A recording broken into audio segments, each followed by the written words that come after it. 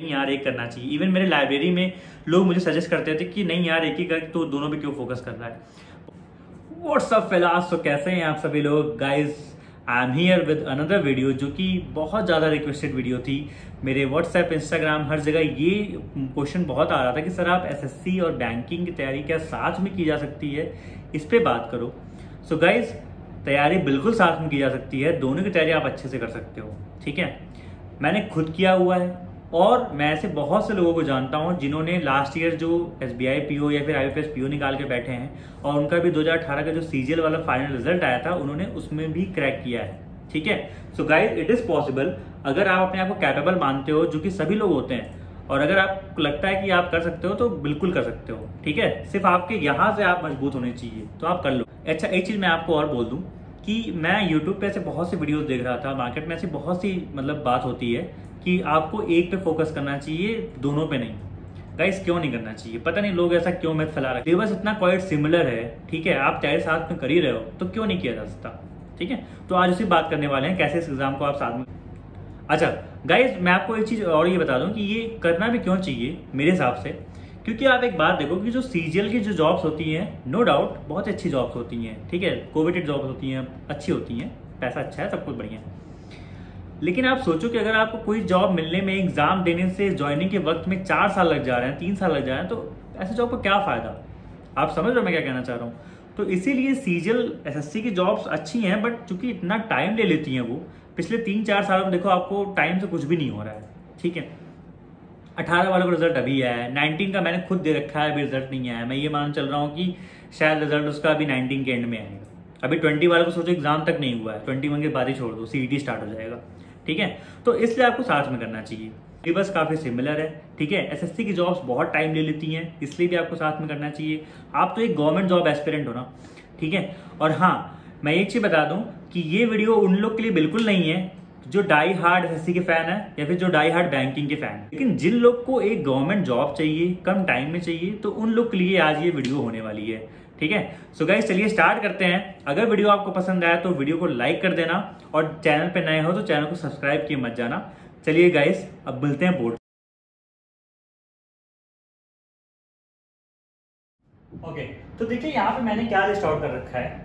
मैंने दोनों के सिलेबस लिस्ट कर दिए हैं और मैं आपको सिमिलैरिटी दिखाना चाहता हूँ कि कैसे एक की तैयारी से दूसरी तैयारी आपकी अपने आप हो जाएगी। स्टार्ट करते हैं सब्जेक्ट वाइज। ठीक है, सबसे पहले बात करते हैं मैथ्स की। देखिए एसएससी में अगर सीजीएल की बात करें तो 700 नंबर के पेपर में से 250 मार्क्स की मैथ्स आती है, तो आप समझ सकते हो कितना इंपॉर्टेंस होती है इसकी। तो मैथ्स की तैयारी आपने मान लो अगर कर ली, ठीक है, तो मैथ्स की तैयारी जब आप करते हो एसएससी की, अगर आप मेंस लेवल की तैयारी कर रहे हो तो आप कॉन्सेप्चुअली काफी स्ट्रांग हो जाते हो, आपकी स्पीड इंप्रूव हो जाती है, और ये चीज आपको इस स्क्वाड में बहुत ज्यादा हेल्प करती है। Guys tried and tested method है ये, मैंने खुद ट्राई किया है कि जब मैंने मेंस नवंबर में दे दिया था तो उसके बाद जो है, जब मेरे बैंकिंग के एग्जाम थे तो जब मैंने इसको दिया तो उसके बाद मैं अरिथमेटिक के क्वेश्चन भी करने लगा था, जो कि पहले मैं स्किप कर दिया करता था। तो अरिथमेटिक क्वेश्चन करने लगा था, मेरी स्पीड इंप्रूव हो गई थी। मुझे सिर्फ करना ये था कि मुझे डीआई को प्रैक्टिस करना था। तो आप देख रहे हो कैसे आप मैथ्स की तैयारी से अपनी क्वांट की तैयारी अपने आप कर सकते हो, ये होता है। नेक्स्ट आते हैं इंग्लिश पे। जरा इंग्लिश की बात कर लेते हैं। जब आप इंग्लिश एसएससी के लिए पढ़ते हो तो इंग्लिश में 3 पार्ट होते हैं। एक होता है आपका ग्रामर का, एक होता है वोकेबलरी का, और तीसरा होता है रीडिंग कॉम्प्रिहेंशन। अगर आपने ग्रामर से अच्छे से कर ली, ऑब्वियसली करोगे अगर आप इससे निकाल रहे हो तो ग्रामर आपने अच्छे कर ली तो यहाँ पे एरर वाले क्वेश्चन और आंसर में ग्रामर में प्रॉब्लम नहीं होगी। दूसरा है वर्ड पावर। अगर आपने वर्ड पावर अगर आपने वोकेबलरी वाला काम अच्छे से कर लिया तो फिर वोकेबलरी का भी काम हो जाएगा। और तीसरा आता है आरसी। जो एसएससी की आरसी होती है वो थोड़ा सा इजियर होती है देन बैंक वाली आरसी से। तो आपको करना कुछ नहीं है, इसके लिए थोड़ा सा आरसी की प्रैक्टिस ज्यादा करनी होगी, थोड़ा टफ आरसी ज्यादा लगानी होगी, दैट्स इट। तो आप देख रहे हो कैसे आपकी मैथ्स इंग्लिश की तैयारी ने आपकी इसकी भी मैथ्स इंग्लिश की तैयारी करवा दी। तो गाइस ये बात मैं आपको नोटिस करवाना चाहता था। तीसरा आते हैं जीके पे। देखिए जो एसएससी की जीके होती है वो थोड़ा सा स्टैटिक उसमें ज्यादा आता है, करंट भी आता है लेकिन कम क्वेश्चन आते हैं। इसमें क्या होता है कि ऑब्वियसली अवेयरनेस ज्यादा आता है, बैंकिंग ज्यादा आता है और स्टैटिक बहुत कम आता है। तो कोई बात नहीं, जब आप इसको अच्छे से कवर कर लोगे, इसमें आप हिस्ट्री, ज्योग्राफी, इकोनॉमिक्स, पॉलिटिक्स की सारी चीजें पढ़ते हो।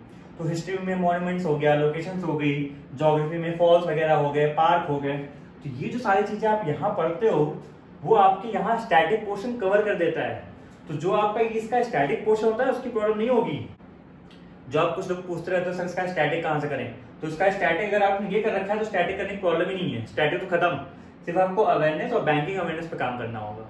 ठीक है, now coming to descriptive portion. Descriptive दोनों में होता है, आपको पता है। इसके डिस्क्रिप्टिव में वही आता है एसे और लेटर या फिर प्रेसी आता है, और इसमें भी एसे या लेटर आता है। तो अगर आप यहाँ पे सोचो इंग्लिश राइटिंग की प्रैक्टिस कर रहे हो वो आपको यहाँ भी काम आने वाला है ना, बिल्कुल आएगा। ठीक है, तो ये हो गया। तो गाइस ये चारों पोर्शन तो लगभग सिमिलर होते हैं। जो लास्ट में थोड़ा सा एकदम पोर्शन डिफरेंट होता है वो होता है रीजनिंग का, इसलिए रीजनिंग को मैंने लास्ट में कर रखा है। थोड़ा मैं इसको ऐसे कट भी कर रहा हूँ कि रीजनिंग में क्या होता है कि रीजनिंग जो एसएससी की होती है वो थोड़ा सा इजियर होती है, और उसमें वो बड़े अजीब से और डिफरेंट क्वेश्चन आते हैं वो, लेकिन इजी होते हैं। बैंक की रीजनिंग में क्या होता है कि थोड़ा सा पजल्स आती हैं और भी मिसलेनियस टॉपिक्स आते हैं, तो थोड़ा सा ये टफ बन जाती है एज कम्पेयर टू दिस। तो आपको गाइस रीजनिंग की ही तो एक्स्ट्रा प्रैक्टिस करनी है, इसलिए मैं बोलता हूँ कि इन दोनों की तैयारी साथ में क्यों की जा सकती है। अगर आपका ये प्रिपेयर अच्छे से हो रहा है तो आपको इसकी चिंता करने की जरूरत ही नहीं है। ठीक है, ओके सो गाइज ये तो हो गया डिटेल कंपैरिजन कि चूंकि सिलेबस इतना सिमिलर होता है तो आप तैयारी क्यों कर सकते हो। ठीक है, अब इसको इंप्लीमेंट कैसे करना है वो देखते हैं। देखो सबसे पहले आपको कोई भी एग्जाम निकालने के लिए आपको कॉन्सेप्ट्स अच्छे से बिल्ड होने चाहिए।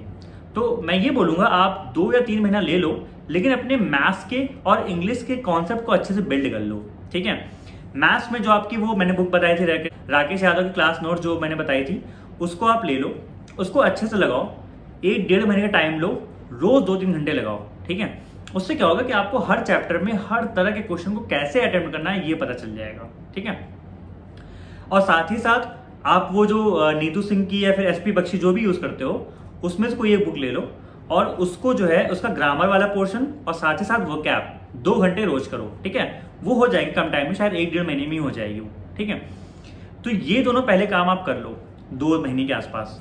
फिर जब आपका ये हो जाए तो आप प्रीवियस ईयर पेपर्स उठा लो, जो 7300 आती है शायद किरण की, राकेश की, जिसकी भी लेना हो, प्रीवियस ईयर पेपर अच्छे से लगाओ। जब आप प्रीवियस ईयर पेपर लगा रहे हो तो साथ ही साथ आप बैंकिंग का जो डीआई है डीआई को प्रैक्टिस करते रहो, क्योंकि डीआई का बहुत ज्यादा इंपॉर्टेंस होता है बैंकिंग के मेंस एग्जामिनेशन में। ठीक है, और डीआई आपकी अच्छी होनी भी चाहिए। तो जब आपके इधर कॉन्सेप्ट बनते रहेंगे तो आपको डीआई करना आसान हो जाएगा।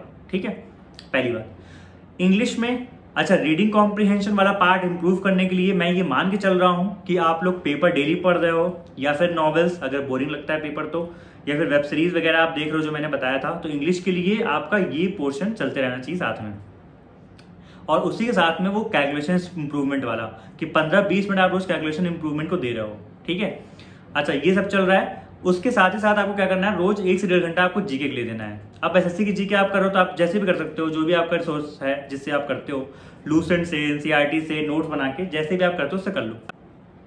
और उसी तरह से बैंकिंग अवेयरनेस के लिए आप जो भी रिसोर्स पढ़ रहे हो उसको बैंकिंग अवेयरनेस साथ में करते रहो। ठीक है, तो गाइस इस तरह से आप प्लान करो, और फिर जब आपका एग्जाम जो भी नियर अबाउट हो जाए तो उसके हिसाब से आप रीजनिंग की तैयारी भी स्टार्ट में कर दो। ठीक है, क्योंकि रीजनिंग की पजल्स आप पहले से लगाते रहो, क्योंकि पजल्स एक पोर्शन ऐसा है जो कि आपको डेली प्रैक्टिस करना चाहिए, मैं नहीं मान चलता हूँ।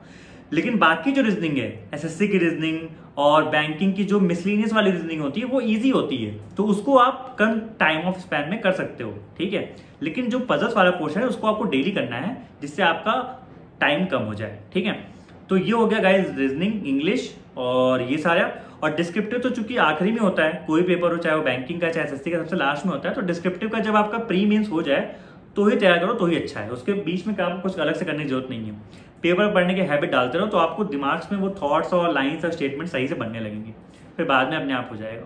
ठीक है, सो गाइस ये थी पूरी डिटेल स्ट्रेटजी और डिटेल वीडियो कि आप बैंकिंग एसएससी को साथ में आपको क्यों करना चाहिए, किस तरह से आप इंप्लीमेंट कर सकते हो।